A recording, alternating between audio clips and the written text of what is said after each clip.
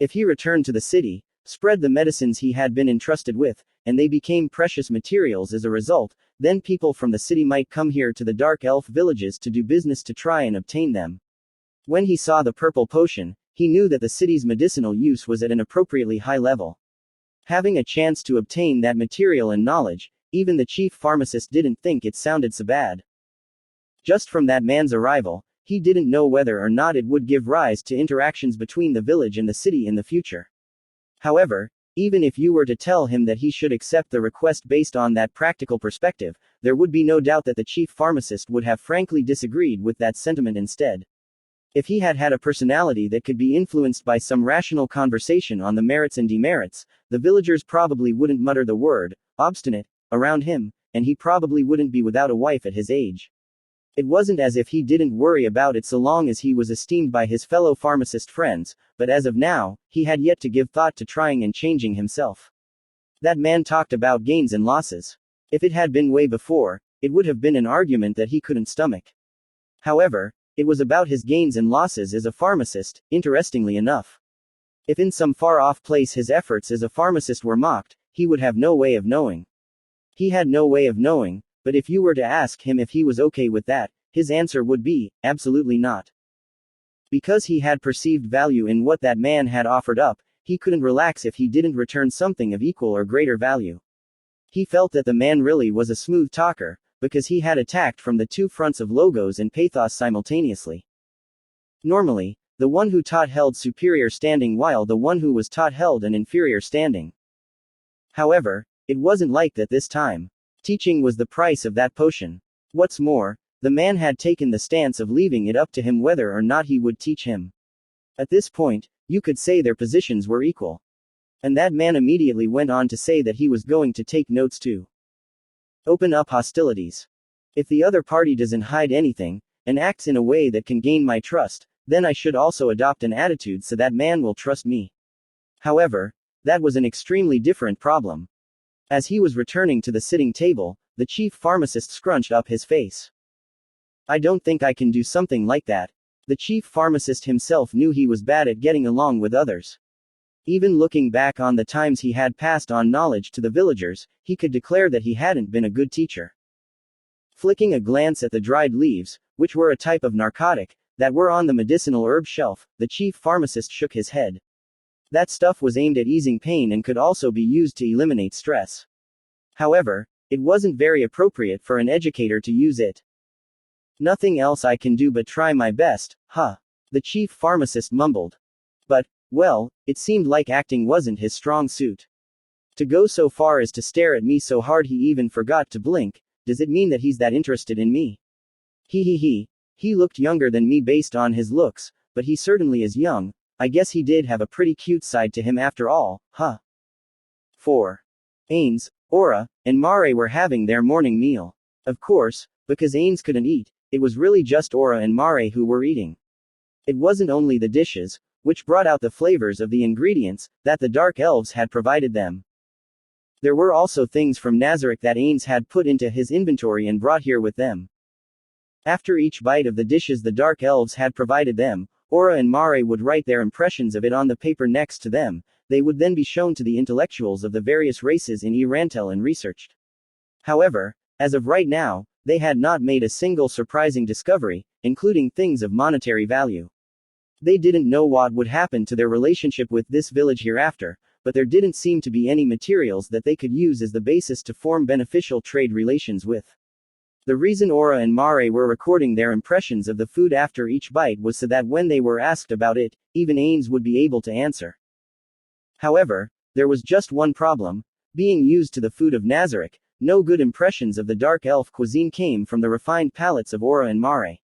But the only people who could possibly say, it doesn't taste good, to the people who made it were people who didn't consider others' feelings, people who wanted to worsen their relationship. In other words, and for the sake of the argument, children. Therefore, their meal took quite a long time to finish. They would take a bite, chew it, raise their eyebrows, and then write their honest impressions. After that, Ains would flip through the notebook they wrote in, knit his eyebrows, and finally write a more flattering impression. To write, the ingredients are fresh, every time would hardly qualify as a proper impression. For that reason, it was necessary to change up the words even if just by a little bit. When they had finished writing down their impressions, which were so painstakingly hard to come up with that if they had a thesaurus, they would have immediately started flipping through it, Aura and Mare were exhausted. They looked as if they had been in an eating contest. It was precisely because he knew how hard their work had been that Ains told them, "Thank you for your hard work." At the sound of Ains's voice, the two of them stiffened their faces. "Nah, this sort of thing is nothing, you know, uncle." "Are right. B because we just ate and wrote our impressions." No, it was just as Mare had said. However, there was no way he could have said things like, "Yeah, you're right," or, "Exactly," since he had a body that couldn't eat. Their hard work had been for Ains's sake from the very beginning. Even if those two, who were children, were to give their honest impressions, it, probably, wouldn't be that big of a problem. The only one for whom it would have been a major problem for was Ains. If Ains were able to eat, he wouldn't have had to have them rack their brains this much. It would never be enough, no matter how many times he thanked them. Although, if he were to declare his gratitude over and over again, the two of them would probably feel weighed down by it. That was why Ains didn't say any more than that, and asked for their impressions of the meal.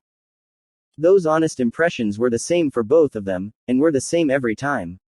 That said, he still had to know just in case. Maybe we should have offered them some well-seasoned food from the outset and told them that we eat this kind of food. If we had, they might have tried to make the same sort of dish. They might have. While tilting her head in puzzlement at her own words, Aura continued. Only sprinkling salt on the meat when you're grilling is simple and not a bad idea, but maybe their method of preserving the freshness isn't perfect. The gaminess of the meat really lingers in your mouth, right? I think there are people who would even say that's fine, but I don't really like it. You know. A fair amount of time had passed since she had come to this village, but Aura's way of speaking was still inconsistent after all. I agree. It's a little gamey. I see. The vegetables aren't too bad, but there isn't much sweetness to them and the bitterness or acidity would be the first things you'd notice about them.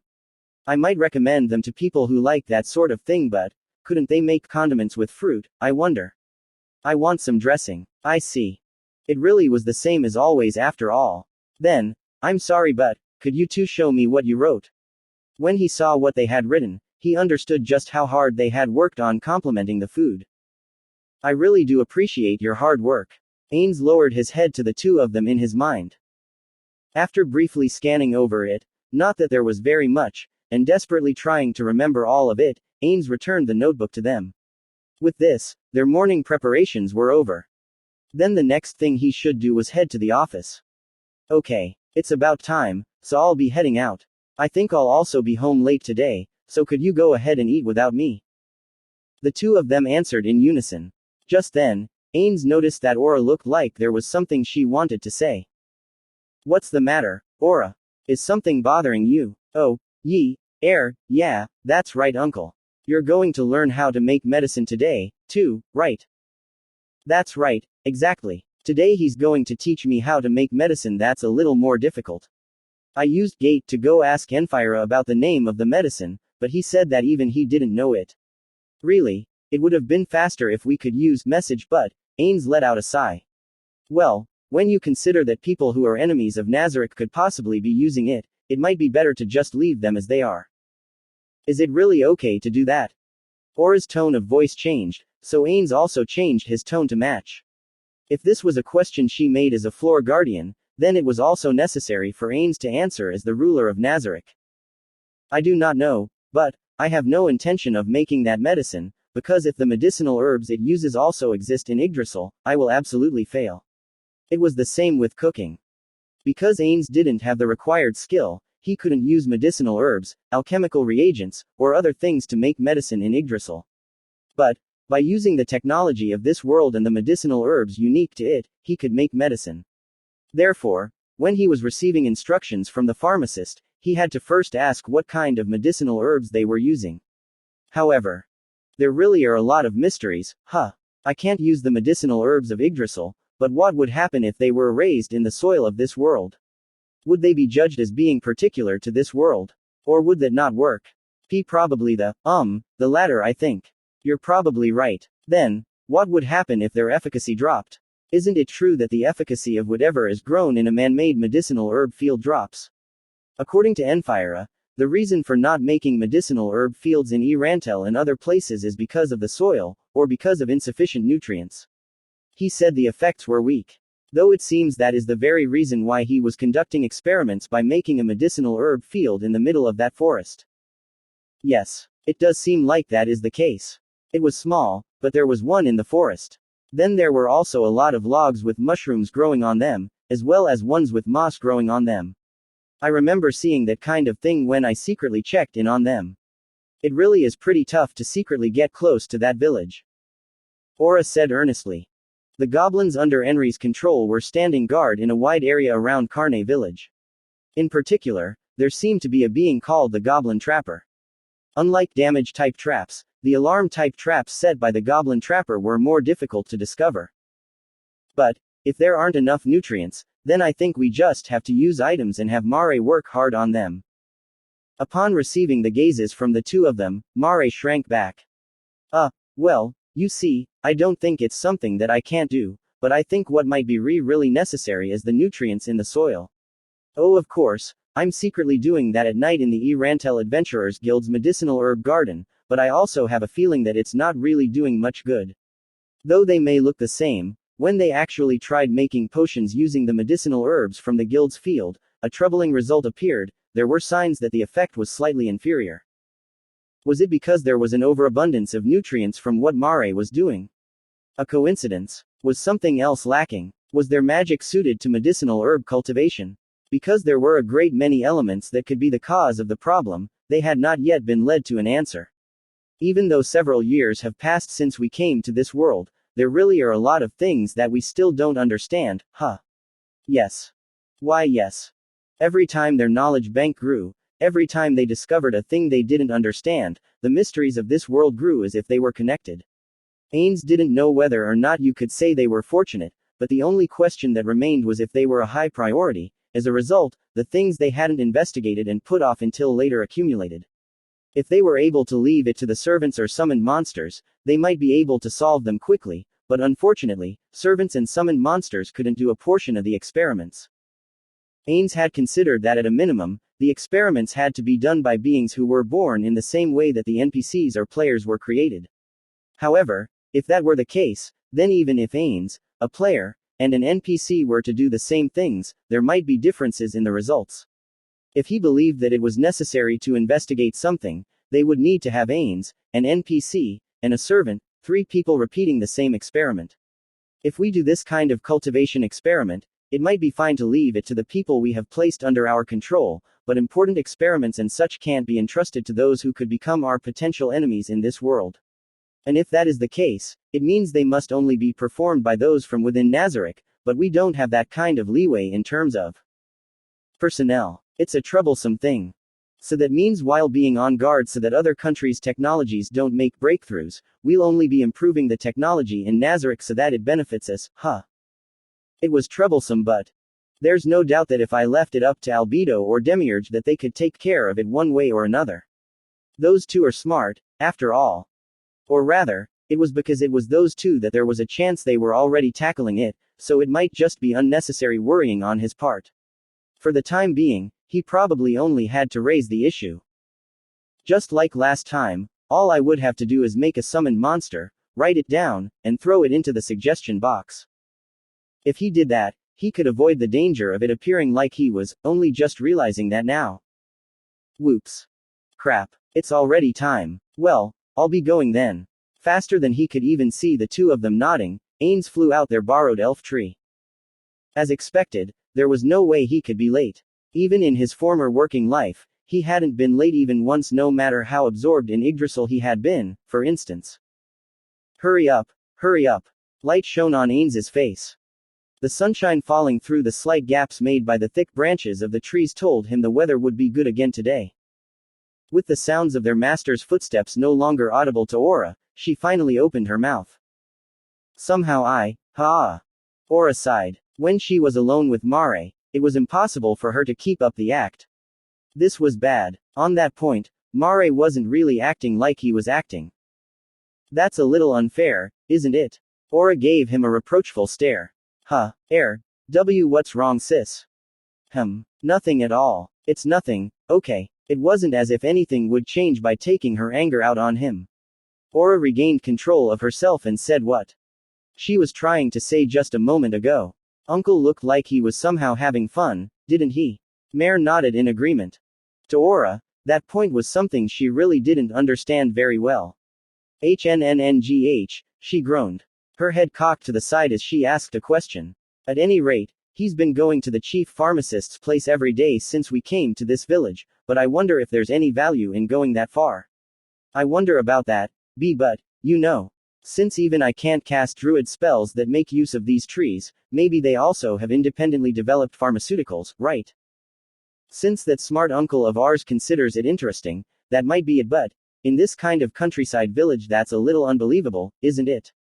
In the first place, isn't it strictly the magic that makes use of these trees that you can't use? I wonder. If it were a different person, they might be able to use it, but I get the feeling that it's like domestic magic for me. It's probably elven magic that was independently developed in this world, but, even so, if Uncle is going there every day, there would absolutely be value in just that, right? It was a sound argument that left her at a loss for words. Well, I guess that's probably it. Aura looked up at the ceiling and then once more returned her gaze to Mare.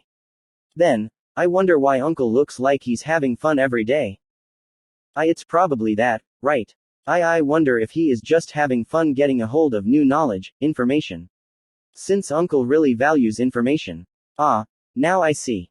Uncle's like that, isn't he? That's probably the reason why everything moves according to his plans, right? It wasn't merely just that he was smart. That very attachment to information, what you could call a thirst for it, was probably connected to his wisdom to see through all. She remembered hearing from Demiurge that he had fixed his gaze 1,000 years ahead, but when she saw her master's attitude, she had no choice but to accept that it was indeed true. It was. In the raw, so Aura probably misremembered, or it's a mistake by Maru. A sigh of deep respect and admiration leaked from Aura's lips. As expected of the great personage who had brought together the supreme beings. For Aura, Bukubuku Chigama was the greatest of the supreme beings. Ains came in second for her, edging out Peroroncino.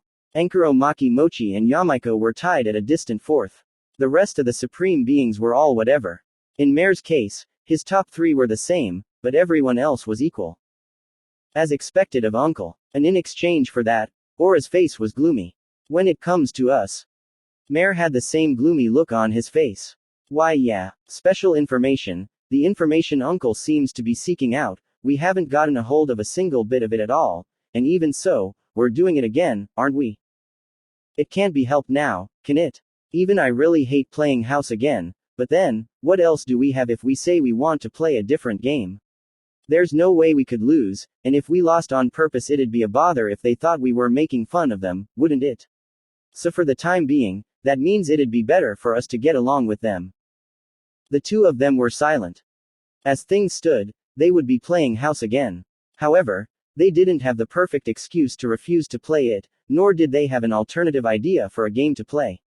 If this hadn't been an order from a supreme being, they might have said they weren't feeling well and avoided them, but they couldn't do that.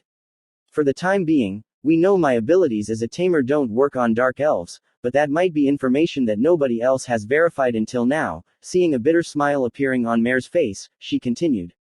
Incidentally, level 100 dark elves are included in that. Mare, upon remembering something, looked pretty disgusted. Under the sunshine that leaked through the gaps in the trees, Ains was walking across a bridge that hung from a tree. From time to time, he would see a dark elf waving at him. Not only that, but the dark elf walking up to him from the opposite direction would talk to him with a smile. Heading to the chief pharmacist's place again today, Fior-san. Yes, that's right, Ains answered smoothly. At first this fake name hadn't felt right to him, but even though only a few days had passed, he was already completely used to it. It's embarrassing, but my lack of talent is making my temporary master take a lot of time and effort to teach me. You possess wonderful talents as an arcane-type magic caster, Fior-san. But even so, it would be even more surprising if you also had talent as a pharmacist. It's the same thing as there being no one who excels as both a ranger and a druid. Ains had killed a magical beast, a giant hypnotism python that had approached the village, using magic once. It was that course of events that led him to win deep respect from the dark elves of this village. And so it was with the people who came to talk to him, and the people who waved at him. In all of them, he could see the respect hidden within them. I feel better from hearing you say that. I would love to continue talking with you like this, but it is not as if I can keep my temporary master waiting, so if you would excuse me here.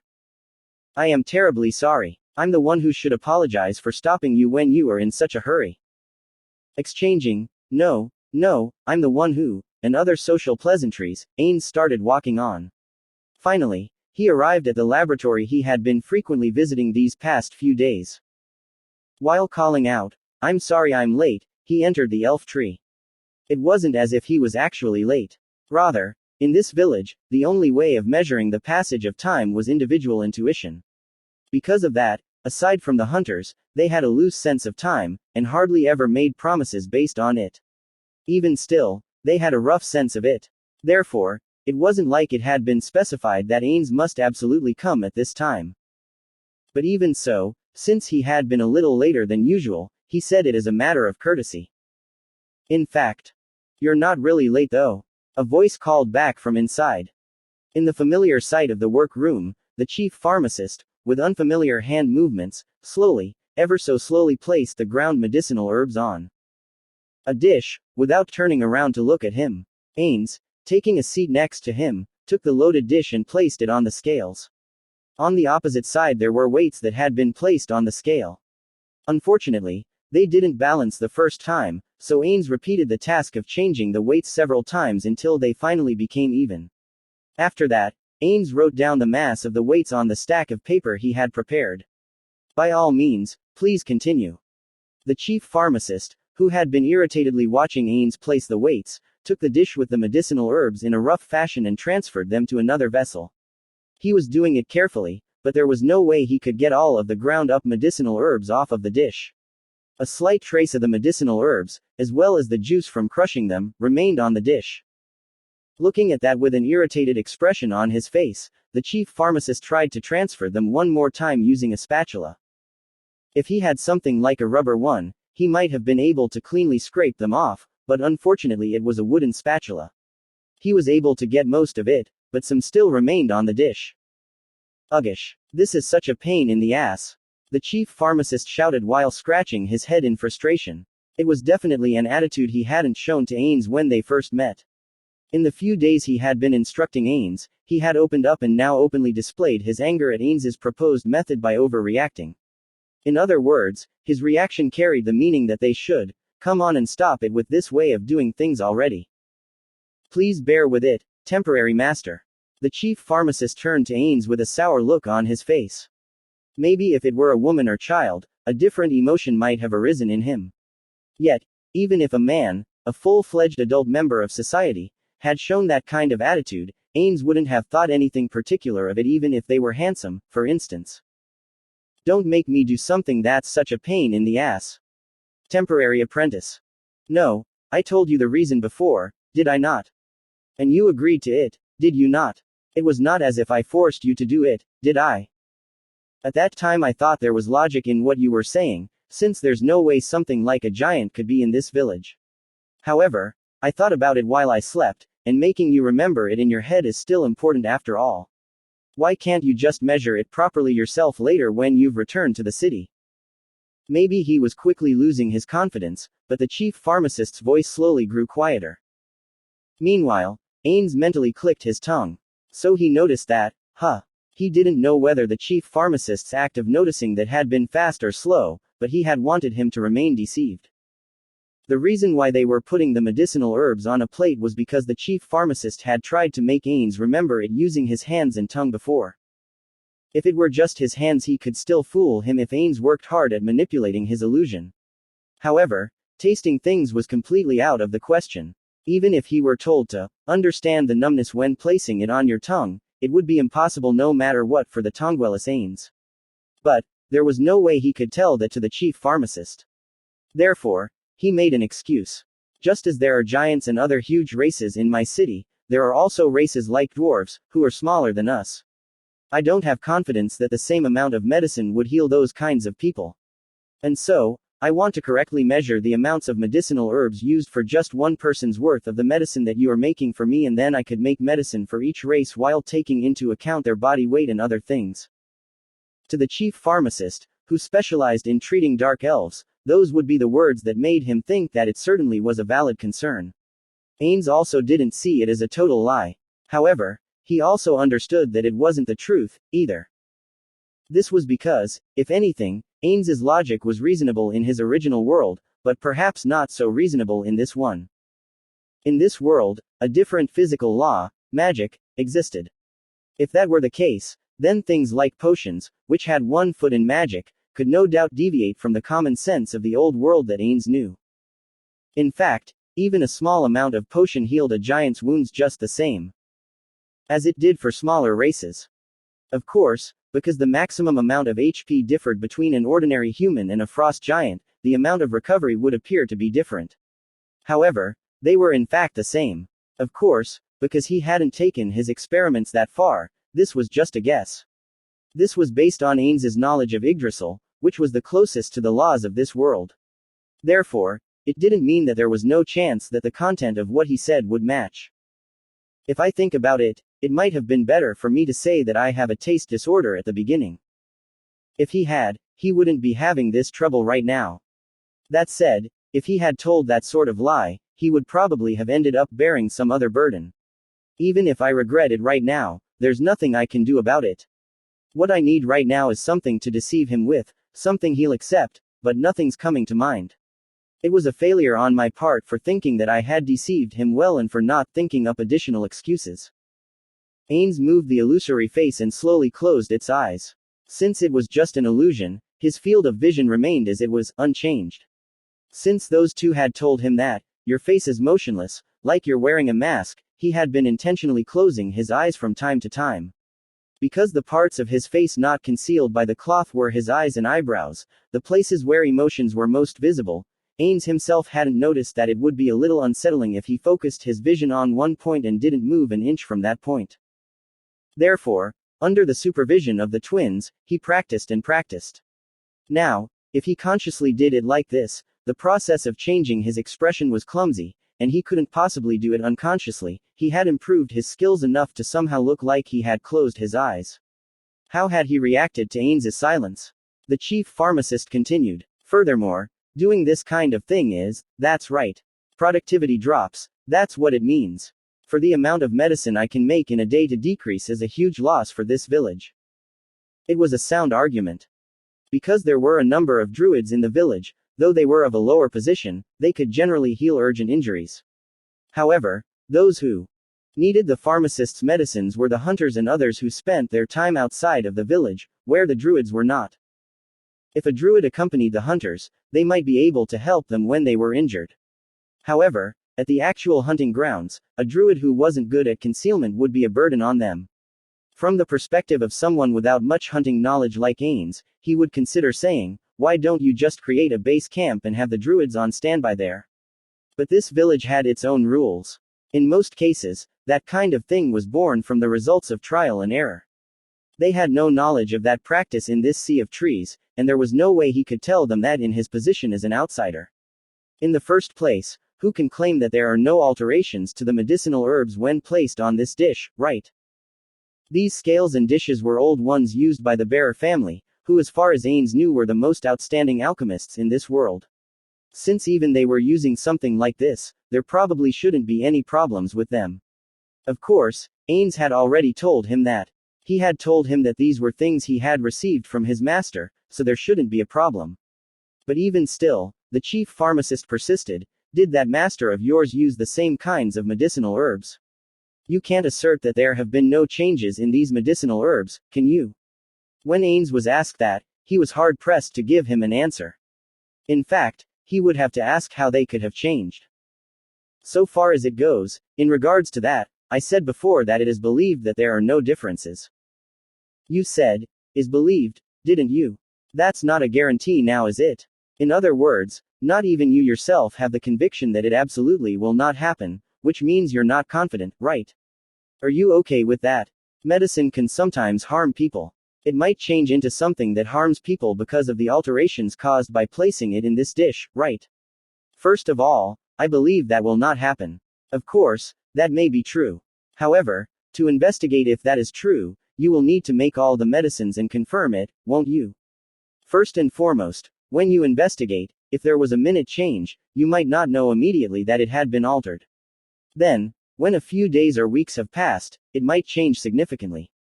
If it were used on a person in critical condition, a life that could have been saved might change to one that cannot because of that small alteration, might it not?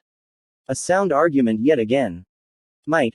While he argued against that hypothetical, Ains didn't have any proof that could absolutely declare that he was wrong. Thus, it was impossible for him to win the argument. And adding on top of that, Ains's knowledge was just a thin veneer. This was bad. He couldn't come up with a hypothetical story based on his knowledge as a pharmacist.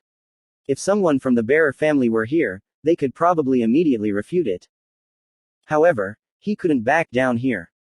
Considering the possibility that he would be instructed to remember with his tongue, he really couldn't back down. If that is the case, please just do it like that, temporary master. I will carry the data back to the city, and as temporary master told Mita, I will make all the medicine and investigate the various effects.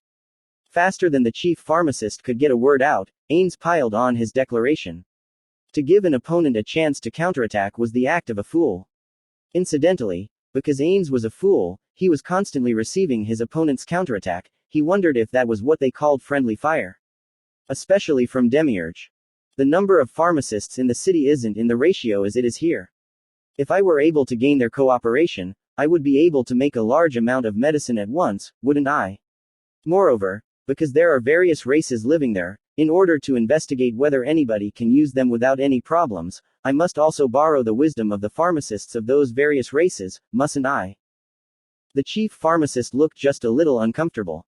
The recipes of the medicines passed on to one's own tribe, be they secret or otherwise, being spread to many people wouldn't be a pleasant thing, would it? Ains agreed with that. Rather than it being about protecting a vested interest, giving knowledge to beings who might become your enemies was sheer stupidity. In fact, even Ains didn't seriously intend to do that. That was just some appropriate words he weaved to trick him. Ains had also been taught this by his friends. It was precisely because the fruits of knowledge were monopolized that they had value. Since it seems that you have no objections, temporary master, if you would, please continue. Upon receiving Ains's counterattack, the chief pharmacist raised his voice in what sounded like disagreement. However, it seemed like a decisive way to mount his own counterattack hadn't come to him. Showily drooping his shoulders, he once more began putting medicinal herbs on the dish. His movements were swift. It would be tough for Ains to take notes while completing his own tasks like this. It appeared that that was exactly what his opponent was aiming for. Even though the chief pharmacist's own work was finished, if Ains wasn't finished with his, there was no doubt that he would give him a snide comment or something of that sort. Rather than this being his attempt to say, let's hurry up and finish this unpleasant work, there was no doubt in Ains's mind that this was his revenge for being beaten in their argument. Don't you underestimate me. Certainly, there was probably no way he could win against the chief pharmacist, who had spent many years making medicine, in terms of speed. However, he had also spent the last few days next to him repeating the same simple task over and over again. From the very beginning, he had no intention of admitting defeat. While his fighting spirit burned in his heart, Ains also frantically started his work. He capitalized on all of his experience up till now to instantly find the weights that suited the dish of medicinal herbs he was handed. If he didn't have time to take notes, then he just had to pound the information into his head. Ains could never say that he had a keen mind, but that didn't mean his ability to remember things was non-existent. As Ains's speed increased, the chief pharmacist moved even faster. They were both wordlessly absorbed in their tasks as if they were competing against one another. If a cool-headed third party were there, they would absolutely have thrown in a quip or two. However, this is interesting. While Ains was remembering how to make the medicine, he thought about its effects. This medicine's effect is very weak. However, if the medicine and that method are used simultaneously, perhaps they'll have an unexpected synergy. To the players of Yggdrasil, Using the absurdly large amount of data in the game to come up with new tactics was one of the most enjoyable things they could do. Ains, no, Suzuki Satoru, was no exception. Using the technologies of this world to create medicines that weren't in Yggdrasil revealed the hidden possibility that they could be used in new battle tactics. Using magic items rather than magic to compensate for your weak points, no, doing that would take time. Something that can be done in a much shorter period of time. In practice, he would probably have to verify whether or not there was any synergy between them. Even so, Ains felt excitement at the prospect of acquiring a new tactic. I already have a connection. If I said something, he would probably teach me a lot more things. The reason he hadn't done so was because up till now, Ains had been spending all of his spare time to study something far more different. He had left the acquisition of the technology of this world to Titus and everyone else. Frankly, managing an organization, a state, is impossible for me. Rather than doing that, wouldn't it be better for me to be placed in a position of technological research after all? Plus, I enjoy this more. He once again thought about what he had vaguely felt since the beginning, when he started learning about the medicines here. If Suzuki Satoru had had an outstanding mind, Ains didn't have one though, he would have learned them both well. However, that was not the case. Despite that, he had divided his efforts on a field that he himself wasn't good at. You could even say that it had been a waste of time. Until now, I was thinking about running away from work. No. People have areas where they're best suited to. When I return to Nazareth, I'll try requesting a department transfer from Albedo, but, wouldn't that be a betrayal of the NPC's faith in me?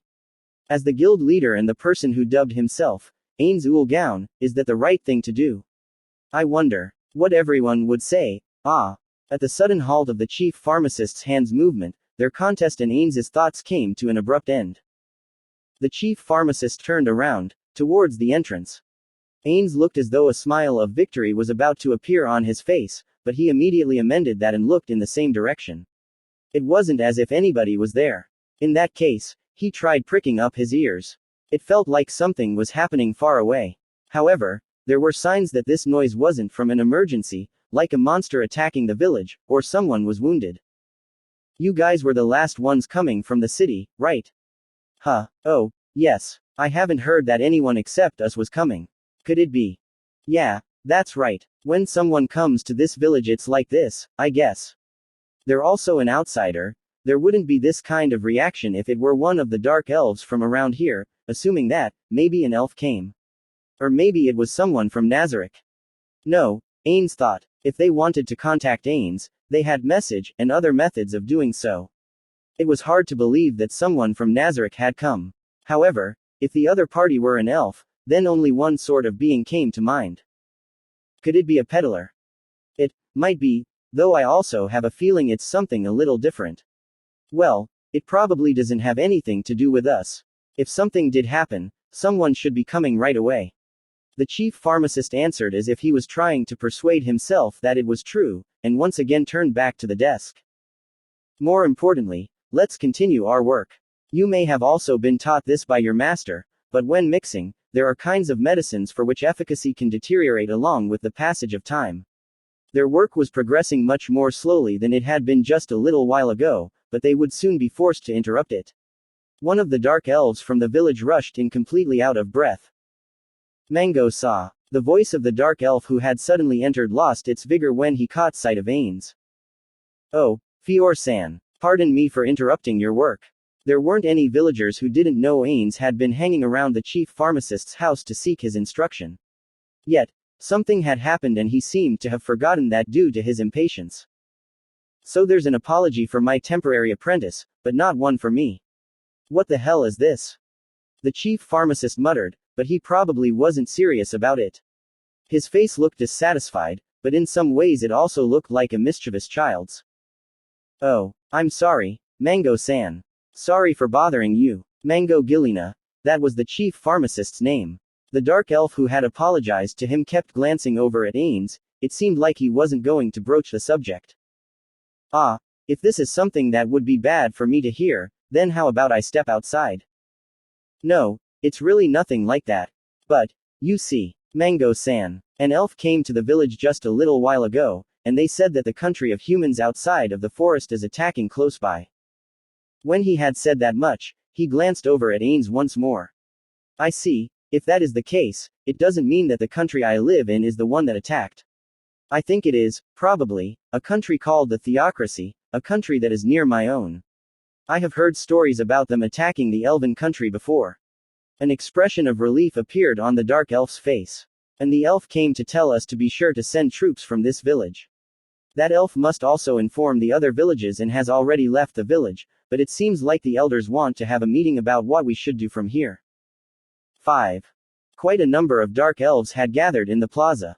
It was likely that everyone in the village, excluding the children, were gathered here.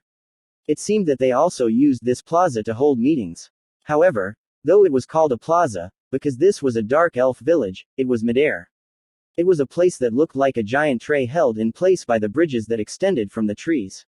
It seemed like a place they couldn't use if it rained, but they didn't have a meeting hall in the village. There were no elf trees that could hold this number of people. Perhaps when there were far fewer people, they might have done it in one of the elf trees, but that probably wasn't something he should ask about right now. Ains was participating in the meeting as an advisor. Frankly, he wanted to refuse the role. He wanted to decline with all his might a position with that kind of responsibility. Was there anyone, anywhere, who would be happy with this unpaid role in the first place? The most desirable thing would have been to participate as an observer, but the other side wanted him to participate as an advisor. Since Ains himself had been drawn to the topic of the meeting, he was hesitant, indecisive, and so bewildered that he just nodded in agreement while in that state. What had drawn his interest was, first of all, the outcome. There was a big difference between knowing and not knowing what sort of conclusion they came to. Next was who was for and who was against it. In what sort of atmosphere would they conduct their discussion? The things he wanted to know, things he wouldn't understand just from hearing about it, couldn't be learned by just reading the minutes of this sort of meeting. Even if some kind of conclusion came of this meeting as the consensus of the village, there would probably be people who would be dissatisfied with it or couldn't accept it. He hadn't decided on what to do about the village from hereafter, but it wouldn't be a bad idea to take the course of disposing of those who would bring detriments to Nazarick. If they were beneficial to Nazarick, he would bring them in individually. If it were Albedo or Demiurge, they might be able to infer everything without participating in the meeting, but for an ordinary person like Ains, that would be difficult to do. While looking out over the assembled dark elves, Ains suddenly recalled his time in Ains Ul Gown. For instance, even in a virtual world, where faces didn't move, the atmosphere of a meeting was clearly felt. Be that as it may, it was never that big of a deal. At those gatherings where things were decided by a majority vote, the ability to read the room wasn't that important. However, that probably wasn't the case here. Being in this position might be unexpectedly convenient. If I leave in the middle and abandon my voting rights, then I won't need to take responsibility for anything, and it's not like I have any degree of experience advising in a meeting anyway. To put it bluntly, Ains didn't know much about meetings. Of course, he himself had participated in them before. Suzuki Satoru was a working adult after all.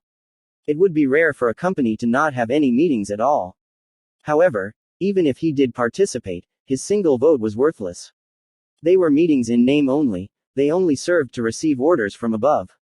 So his feelings toward them was only natural. Therefore, he only attended, nothing more. Well then, how had it been since he came to this world? Meetings in the great underground tomb of Nazarick were hell for Ains. Because the opinions of Ains, the ruler, were always taken as being correct no matter how wrong they were, it was impossible for him to say anything wrong. However, since the Guardians recognized Ains as their absolute ruler and, for some reason, a genius who sees through all, they would keep asking for his opinion. This heavy responsibility was one of the main causes of Ains's psyche's deterioration. Since my opinion is always prioritized in Nazarick, it sure would be nice if I could acquire some useful knowledge about how meetings are conducted. At this one, there aren't any conjectures about what the absolute ruler is thinking. What he wanted to gain and what he was searching for were difficult for Ains to put into words. Even so, he thought that if there was something that could expand his knowledge, he would want to obtain it. At long last, the elders appeared.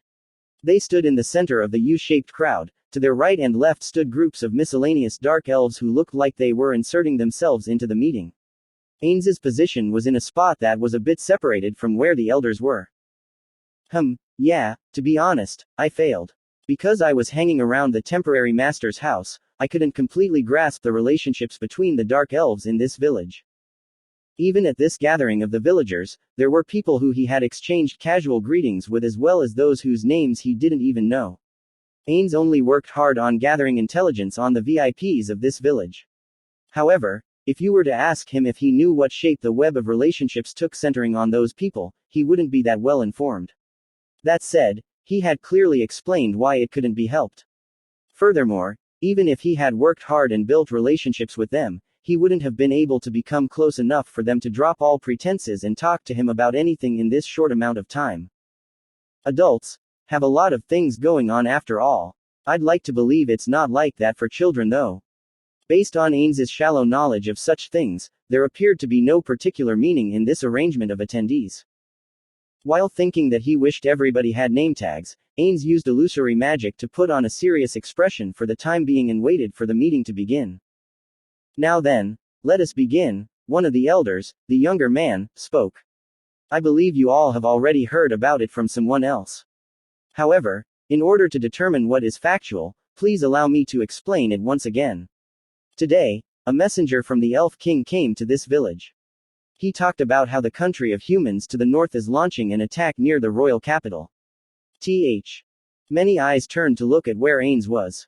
No doubt they were thinking the same thing as the one who came to the chief pharmacist's house. That was the reason why he had to promptly deny it. It would be extremely inconvenient for them to have some weird misunderstandings. Excuse me, Ains raised his hand. It seemed that they didn't have that sort of rule, but he had interrupted the elder's speech, so he should at least do that much. Just in case, let me say this. It is a different country than the one I come from. The attacking country is a country of only humans, an ethnostate where elves are enslaved. A few voices of hatred rose up from the crowd in response to the word, slave. No sooner than that could he hear whispers of, we know, elves, and other things of less significance. Somehow, it seemed that a rather free expression of opinions was allowed at their meetings. The country I live in is, as I have said previously, it's a country where various races live together.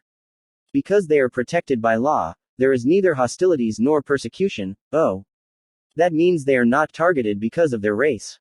There are not very many criminals, but it is not as if they are completely non-existent, so if you were to walk around dangerous places, then just maybe, I cannot state definitively that such a thing wouldn't happen. I am sorry for interrupting you. Ains lightly bowed his head to the elder and he responded in kind. So due to another country's attack, they have also requested for the Dark Elves to send soldiers. That wasn't a request. One of the youngsters shouted, his hatred apparent in his voice. It was an order to send. Though soft, voices of agreement could be heard from here and there. The elders also didn't immediately try to stop them. At the very least, they probably held the same opinion. Then what should we do? Thinking that we should discuss this, we held this meeting. We intend to take the consensus that emerges from this village to the other villages and discuss it with them.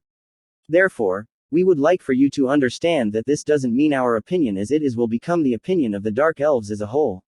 In addition, even if we bring this village's opinion to our talks with the other villages, not only may it not be adopted, depending on the situation we may not even come to a conclusion.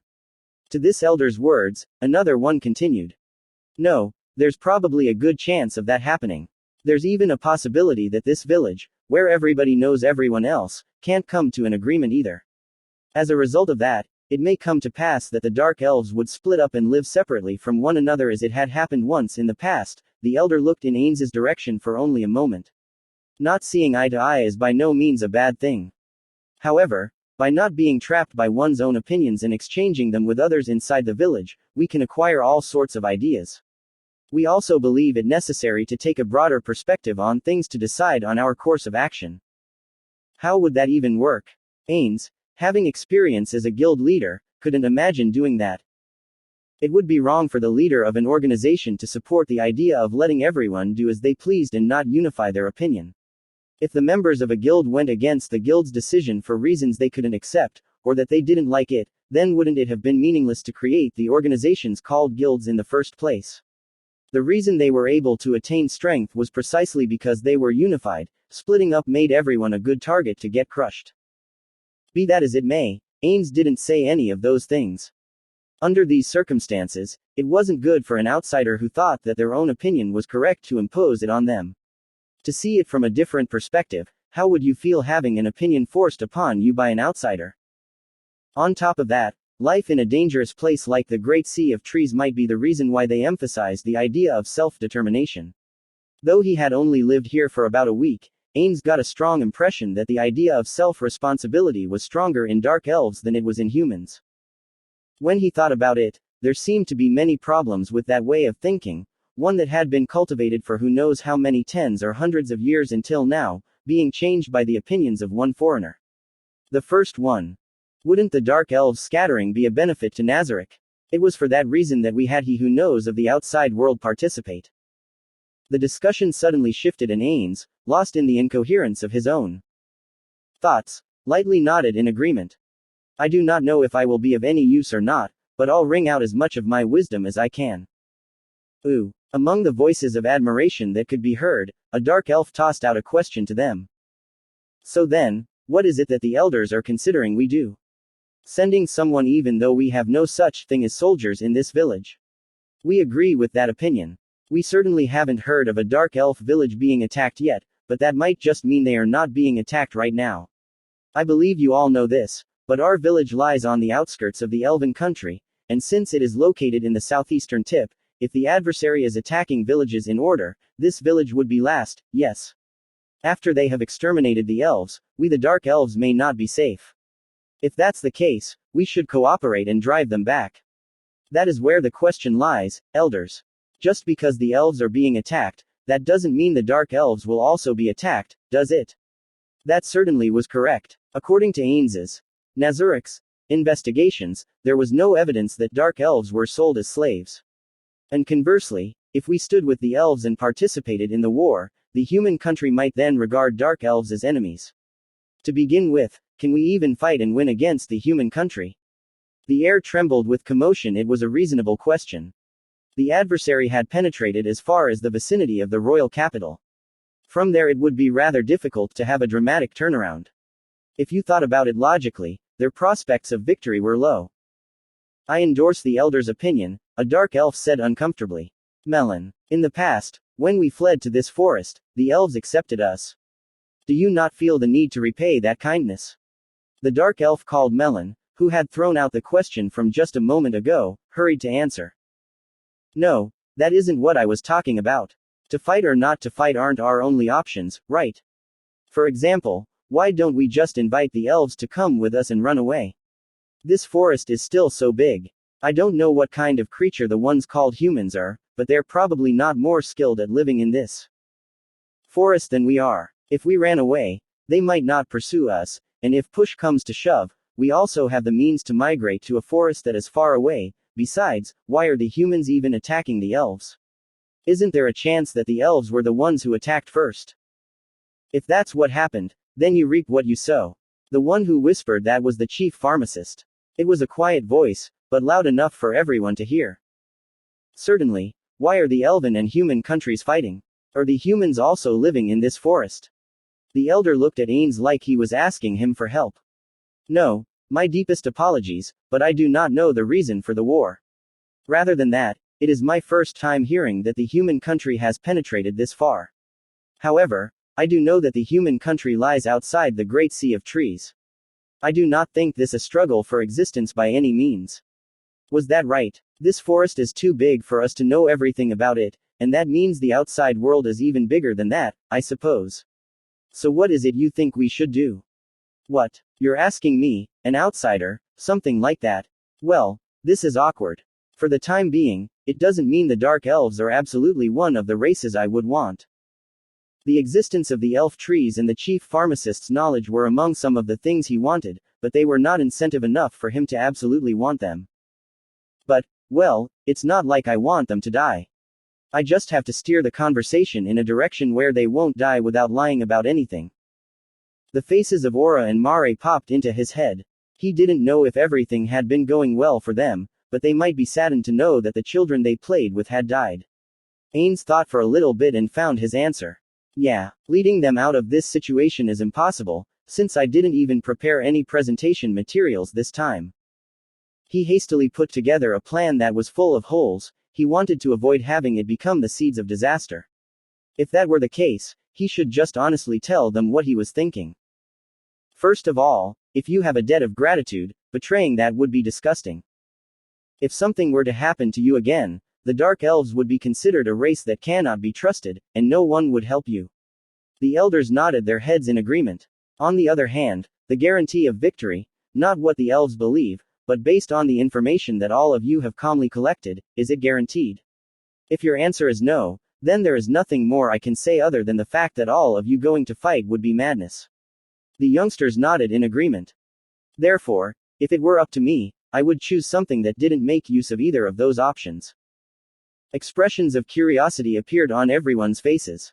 While feeling everyone's gaze on him, Ains remembered his time in Yggdrasil when there were disputes between guilds. They would carry out a strategy where they joined both camps so that they would benefit no matter who won. There were even nastier tactics for the same sort of situation, but Ains and his friends only used those strategies because of their circumstances at that time. The Dark Elves certainly couldn't use them right now. First, each village sends a few people as reinforcements. Those people will probably die in battle, but you will still send them. The elves will be certain to complain about the small number of reinforcements, but if you make excuses like, "We're taking the protection of the village into consideration as well, we could only send this number of people," then even the elves would probably not be able to say anything more. That is more or less the reason why you sent the reinforcements. In the meantime, the remaining people will evacuate. When Ains finished his explanation, voices saying, "I see," could be heard here and there. At the same time, there were also voices saying, "Isn't that a little underhanded?" However, it appeared that there were many people who viewed it favorably. As expected of the dark elf who lives in the city. We would never have come up with such a thing. Ains made his illusory face change into a wry smile in response to the elder's words. I'm not really getting much of a feeling that they're praising me. However, it was clear to him that the elder hadn't said those words sarcastically or snidely. At any rate, maybe the reason that something even someone at my level could come up with but didn't immediately occur to them is because they're naive, but the lizardmen used that precise tactic, oops. Rather than it being because I live in a city, it is simply that I am just sneaky. No, it's nothing of the sort. Cutting off one part to save the others, it is a method that we often use in the vegetable gardens and other places. The chief pharmacist spoke up and looks of shock could be seen on the faces of several people. Maybe he usually didn't make statements in this sort of place. Or maybe he usually didn't even participate. Thank you very much, temporary master, and there is something important I forgot to mention. This is the only thing I would like you to remember. After the attention of everyone there was completely focused on Ains, he continued. That in the end, this is just my suggestion. It is only a single opinion. The ones to decide will be all of you who are up against time, because all of you will be the ones to bear the responsibility for whatever happens after. This was the only thing he absolutely had to say. He should say it even if it was just to remind them. It would be troublesome if they shifted the responsibility to Ains because he proposed it. Those few dark elves who were chosen would almost certainly die. No, having them die would be better for them as a whole in order to have an excuse for the elves. If that were the case, the surviving families of the dead dark elves might hold a grudge against Ains. Therefore, he had to make them choose independently, so he could say, wasn't it something you guys decided? It won't get through to people who have some misguided grudge against me, but there's no need to build a friendly relationship with those kinds of people. Punido Mo-san also said that it's impossible to win over everyone into being an ally. But, if the parents of the children who played with Aura and Mare were sent, it could come back to bite us a bit into the future. However, it'll be a problem if I butt in about it. Although, just in case, I'll confirm it later, considering how little time we have to work with, that's going to be difficult. Of course, it would be different if Nazarick stood to benefit. He would butt in, loan out items that could be collected later, and exert himself to have them survive. However, those dark elves weren't worth him going that far. Since they weren't a people he would regret losing, he had no intention of putting in that much effort for their survival. As an idea in addition to that, he had wanted to suggest surrendering to the theocracy, but that couldn't come out of Ains's mouth. Well, he had absolutely no idea whether or not their lives would be spared if they did surrender, and it also wasn't always true that yielding bore good results.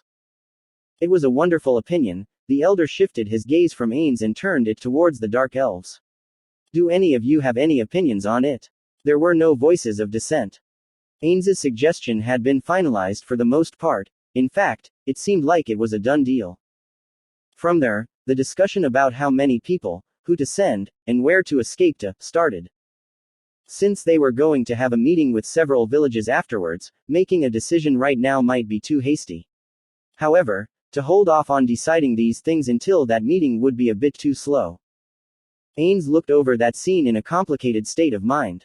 He felt his need for social approval and self-esteem had been fulfilled by having his own opinion accepted, but this wasn't like the joy that came from giving a successful presentation.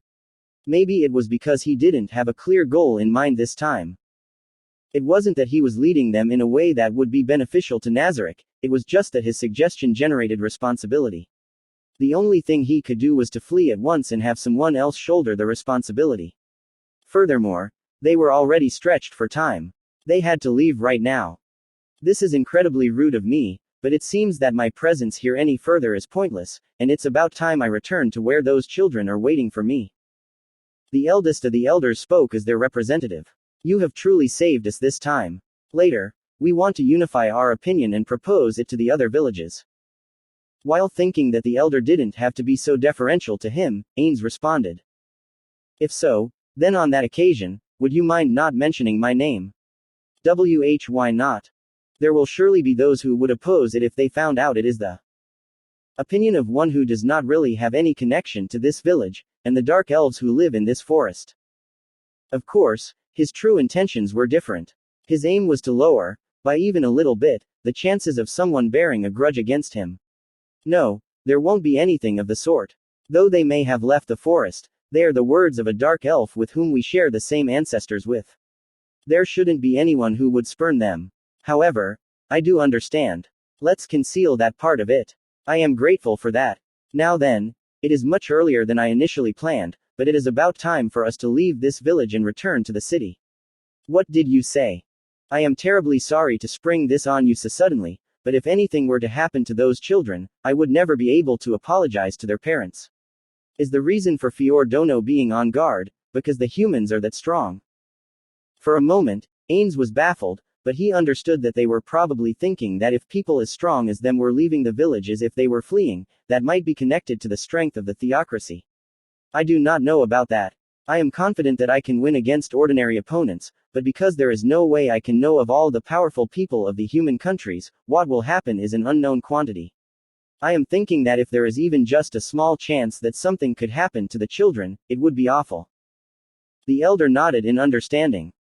While our parting is regrettable, I would like to get our things in order and leave. That is at least even a farewell party, even though we haven't even held the welcome party, and now not even doing anything for your departure has become an embarrassment for us. Not at all, it will not amount to that. Right now it is a state of emergency. There must not be any hindrances to the village's safety in the future because of us. Repeating their back and forth of, I want to have a party, and, you don't have to, Ains ensured his victory to persuade them. This is not our final parting. I pray that there will be a time when we can meet again. In the corner of his vision, Blueberry was doing some kind of weird dance for some reason. Perhaps he had intended to introduce his child to Ains at the party. Well then, Ains said and was trying to walk off when an elder stopped him. Fiordono. I had really thought that we would be able to discuss this when nobody else was around. This is a completely irrelevant question, but would you mind me asking? What is it? Has Fiordono joined his hands with someone in marriage? Ains was bewildered by the elder's question.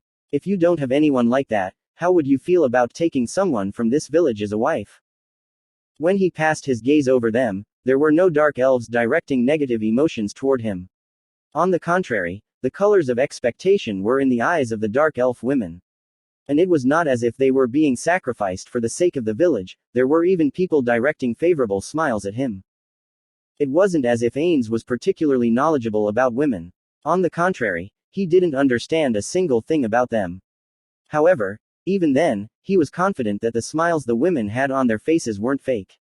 And no, I will decline. That. The truth is, there are quite a lot of women who have approached me favorably, you see. It really is quite a problem, you know. Ha ha. Shaken by an attack from an unexpected direction, his way of speaking became a little confused. However, the elder didn't appear to be particularly worried about it. I'm sure it is. If it were a gentleman with outstanding abilities such as yourself, there would be many ladies who would hold affection for him. It seemed that one's attraction to another changed with the level of one's combat ability. It was the same as it was in human societies. No, when looking at the attitude of the women, that tendency might be stronger in places like this with danger all around them. But, there were signs that the women seemed to have accepted his excuse just now. This should probably be the last thing he said. These will be the final words I leave you with, but if you were all to decide that you want to abandon this village and flee to the city where I live, then I would be more than willing to help you. Should that need arise, do not hesitate to tell me. It may be a few months from now, but I would like to return to this village. If by the time it seems like you have reached the conclusion to abandon this village, I would like to have you bury a map with everyone's location on it in front of the tree I stayed in. I pray that such a thing won't happen, but should the time come, we will be in your care. The elder bowed his head, and in time with that, all of the dark elves there bowed their heads as well. Ains, seeing that they had all raised their heads, announced, "Well then, I will be taking my leave here." He looked over at everyone and bowed his head. Finally, he sent a sincere and deep bow toward the chief pharmacist. And then Ains walked off.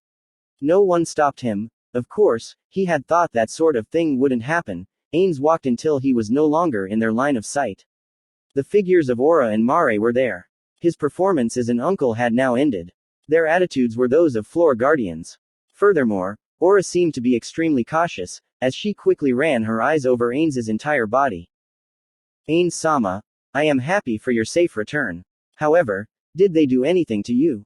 Before Ains-sama finally walked away, there was an unusual presence being generated over there. It had the air of hunters with knocked arrows to it. There was only one thing that came to mind. Ah, that was just a slightly bothersome proposal they approached me with. That might have been directed at me by the ladies. That being said, I'm fine. I deceived them properly. Is that so? Even when Ains-sama was walking toward us, a bit of that feeling remained. No, I had a feeling that it became even stronger. Ains knitted his eyebrows. It had appeared to Ains that the women had accepted his excuse, but perhaps that wasn't true. In any case, Ains didn't know what he should do about that. Plus, they were already heading home, so there probably wasn't a better way to deal with that than what he chose. Normally, I would have asked this beforehand, but is there anyone who is paying attention to us right now? It's okay. There's nobody. Aura assured him. If that was the case, then there definitely weren't any problems. No, Aura already knew that, and that was why she tossed out that question when they met. Now, I thought it was fine, but were you listening to what we were talking about? Yes, Ains-sama, I have already finished explaining the contents to Mare. Rather than talking here, it would be better for them to return to their temporary lodgings and do it there. However, the two of them might have noticed something that Ains had overlooked. Depending on what it was, and while it would be a little embarrassing, it might be better to return to that place and participate in the meeting one more time. For that reason, it was necessary for them to talk here whilst being aware of the danger. In that case, did you not have any thoughts about it? Let me hear your candid opinions. The two of them looked at each other. There were no points of particular concern. I thought Ains-sama's suggestion was perfect. Why yes. From what my sister told me, I also thought that. Could it be that they didn't notice that the parents of the children they played with might be sent to the battlefield, sent to die? Or is it that they did notice it, but they can't voice their objections because it was my suggestion? If it were the former, it might make the two of them feel sad and put cracks into the friendships they had properly made. He should probably ask them about it a bit more. You know, the parents of the children the two of you played with might be sent off. The two of them had curious looks on their faces. After looking at each other one more time, they returned their gazes to Ains. It was Aura who spoke as their representative. That's right. Is there something wrong with that? Her expression said that she was sincerely curious. Is there something bad about that? No, nothing at all. He couldn't ask them how they could make those sorts of expressions. All that he could think was just that a friendship hadn't been born after all. Or is it that, just as my friends prioritize the real world, these two are prioritizing Nazarick? If so, then what's the right thing for me to do? While Ains was not sure what to do, Aura cupped her hand behind her ear, the motion of her trying to hear distant sounds better. Maybe some important topic had come out over there. Ains was silent so as to not get in Aura's way. Ains-sama. It seems the subject of Ains-sama has come up over there. Could you let me hear what kind of things they're talking about? Yes. Generally, they're saying things like this. Aura slightly changed the tone of her voice, although she wasn't very good at it, and let him listen. Why did you decide to keep it a secret that it was his suggestion? Because the country he lives in is close to the human country. If the human country were to learn the truth, that he stated that opinion here, it might cause trouble for him in the future, don't you think? The chance of that happening, is that what the elder is thinking about? I don't know. However, isn't it matter of fact that we should do it so that something that could cause him trouble didn't occur? All the other villagers agreed with this and decided to keep it a secret. I see. Thank you, Aura. The fact that Ains-sama led them to this decision, won't be leaked, right? He didn't have any particular memory of leading them to it, and he felt the desire to ask Mare why he thought he had led them to it. All Ains had done was make a suggestion, but more important than that was the following. So long as there is mind control magic, if we want to perfectly avoid information leaks, it will be necessary to kill them. Are we going to kill them? No, we won't. I feel there is no merit in doing so. No, should I put it like this? There are no demerits in the theocracy finding out, because the theocracy is virtually an enemy nation. It's not like I particularly want to deepen our ties to them, and supporting the enemy of your enemy is an obvious thing to do. No, that itself has merit to it. I had a false appearance and name. We'll have the theocracy spend their efforts on useless things. Ains stole a glance at the twins' attitudes there. However, I suppose it's too bad. If the theocracy had directly attacked this village, we really could have gotten a lot more benefit out of it. After the twins looked at each other and made curious expressions, Mare tossed out a question. Ains-sama. Why didn't you make them attack the village? We should have killed the theocracy soldiers, while disguised as dark elves and drawn them this way, shouldn't we? He was exactly right. The benefits to Nazarick should be greater by doing things that way, even Ains understood that much. It wouldn't have been hard to accomplish by causing MPKs. In spite of that, the reason they hadn't done that was, MPK equals monster player kill, because I didn't want to. Life in this village had been unexpectedly fun. Setting fire to this kind of village with his own hands felt distasteful to him for some reason or another. That would be a very natural feeling to have. Nobody would want to do something they didn't want to do. However, that was an absolutely unforgivable excuse as the absolute ruler of the great underground tomb of Nazarick. The one who was the head of an organization should prioritize the benefits of the organization. In spite of that, he had prioritized his own feelings. In a sense, this might even be considered a betrayal of Nazarick. So I told them to make friends, but I'm the one who enjoyed it the most. Is that how things ended up? It would be bad if he wasn't careful so that he could prevent this kind of thing from happening again in the future. Ains had to think and act with the benefit of the great underground tomb of Nazarick as his priority. That was his duty as the sole remaining guild leader, and his role as the leader of the NPCs. Swearing that in his heart, he was lost as to how he should answer Mare's question. He should probably apologize because he had honestly been naive. That's right. I also considered that, if it were to obtain benefits for Nazarick, that's what I should have done. Yet in spite of that, I didn't do it because I was naive. That was improper of me as the ruler of Nazarick. I will strive so that this sort of thing never happens again. The two of them were googly-eyed. No, it's nothing like that. That's right. Everything Ains-sama does is correct. While the two of them were comforting him, they had arrived at their borrowed elf tree. Once they collected the things they had left there, their preparations for withdrawal would be complete. Since they originally had hardly any luggage, they finished right away and carried their luggage outside. There, Aura lifted up her face. When Ains followed where her gaze led, he caught the sight of the chief pharmacist running towards them. He arrived in front of Ains's group right away. The chief pharmacist was slightly out of breath. He possessed high abilities as a pharmacist, so he could be considered as a being of moderate level, but his physical stats were low. It was unclear what class he had taken, but it probably raised ability scores in the same kind of way as an arcane magic caster did. He didn't have the air of someone who had come to give them a souvenir. No doubt he came here directly from the meeting place. Perhaps he had come to say goodbye. What's the matter? I apologize for not being able to say goodbye to you directly. No, I thought I'd give a final present to my temporary apprentice. A number of the women are trying to go with you guys to the city. I know because I saw them dashing off to their own homes. If you really don't want to deal with that, you'd best hurry out of the village. What? What do you mean, what? They probably don't intend to leech off you, but jumping into an unknown place, they'll beg for the only one they can depend on, aid, probably as a tactic to slowly close the distance between you. Incidentally, if you can support them, our way of thought is that polygamy or polyandry aren't really a problem. They're probably thinking that it wouldn't be too bad to reunite our separated tribes with you as the intermediary. And, if the other tribes find out about this too, well, I'm on your side, so, you get what I'm trying to say, right? This was bad. If they made contact with his body, his true form would be found out. He couldn't guarantee that the women wouldn't make those kinds of moves. The elves regarded the undead as enemies. That was the same for the dark elves. Until Ains had completely won over the dark elves, he couldn't allow them to know his true form. When he took placing the dark elves under his rule into account, he absolutely couldn't harm the women of the advance party. What? You didn't even imagine that it would come to this? Not even this much? Come on now, are you serious? A guy as quick-witted as you. Perhaps you did think this might happen, but you didn't think they would put it into action this quickly, or something. Oh, come on. Be grateful I came to warn you, okay? There was only one measure Ains could take. Let's go, you two. We're going on a little run. Well then, temporary master. And that was to just run away.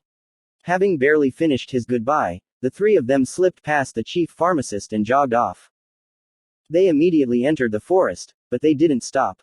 Naturally, they ran until they reached a point where they believed they could no longer be pursued, and finally stopped. We're okay. There are no signs of any pursuers.